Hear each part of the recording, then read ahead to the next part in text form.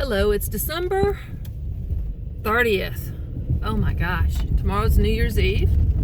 Today's Thursday. This year has flown by for me.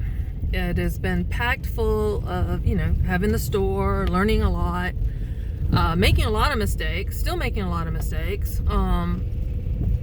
But that's for another video. I want to talk about generational cognitive decline.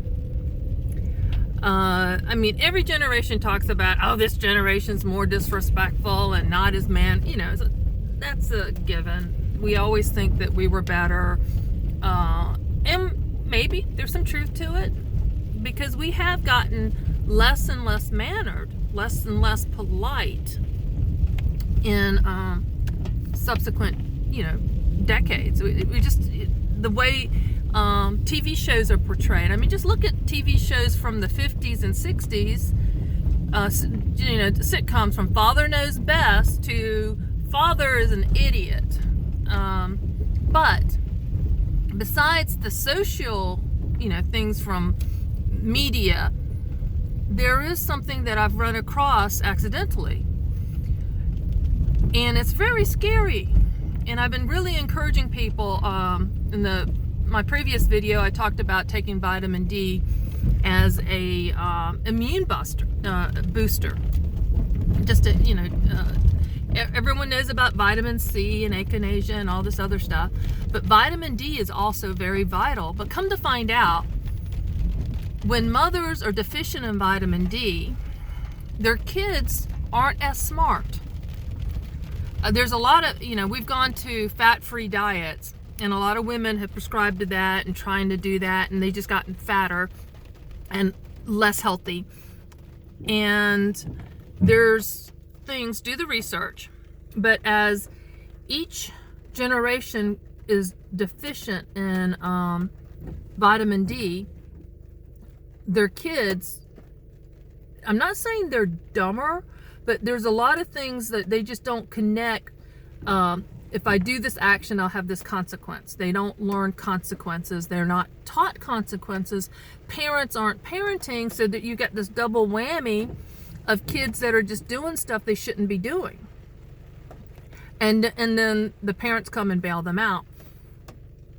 So that's one aspect, but is there something else underlying that the parents aren't understanding? They're not able to grasp where they're making that mistake. Oh, I love my child, so I'm going to bail them out. I'm going to fix their problems. I'm going to be there for them. I've always got there. There's a disservice done in that kind of love. That's not love. That's just taking the easy road for them, not for their kids. And then when they're gone, who's going to bail them out? Seriously, who's going to bail out your kid if you're not there to do that always? If you don't teach your child that actions have consequences, and it's easier when they're young. Don't touch that, you'll burn your hand. Don't play with fire, you'll burn your hand.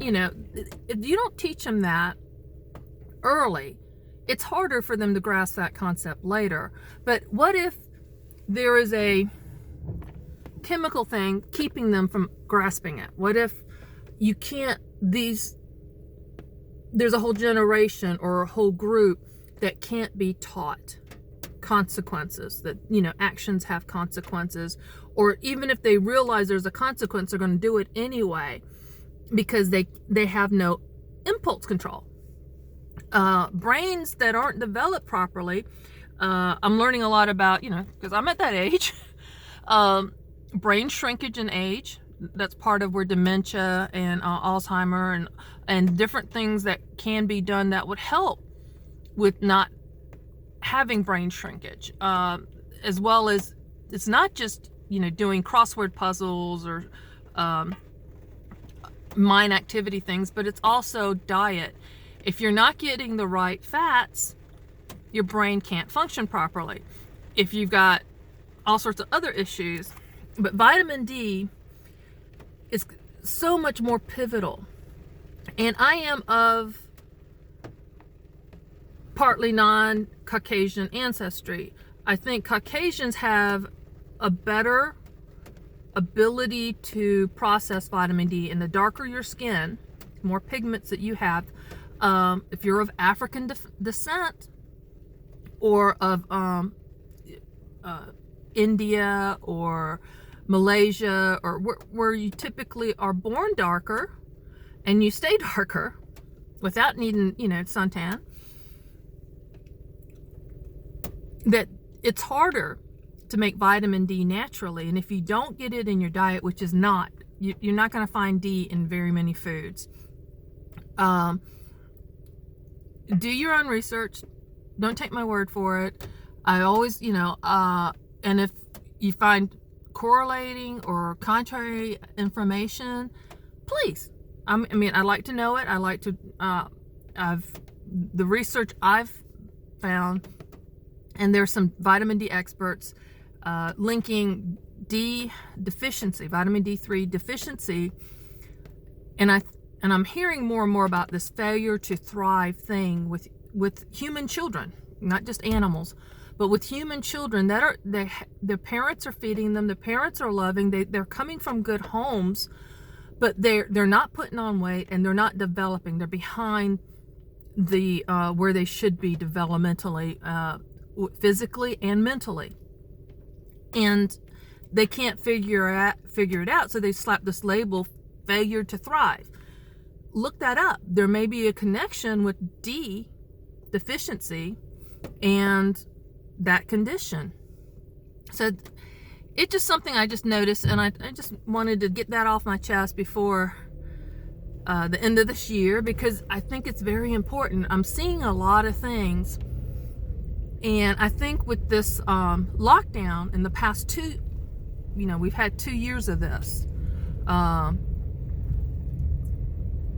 a lot of people are losing their minds, and it may be a medical basis underneath that. And not even talking about the other stuff that we do to ourselves,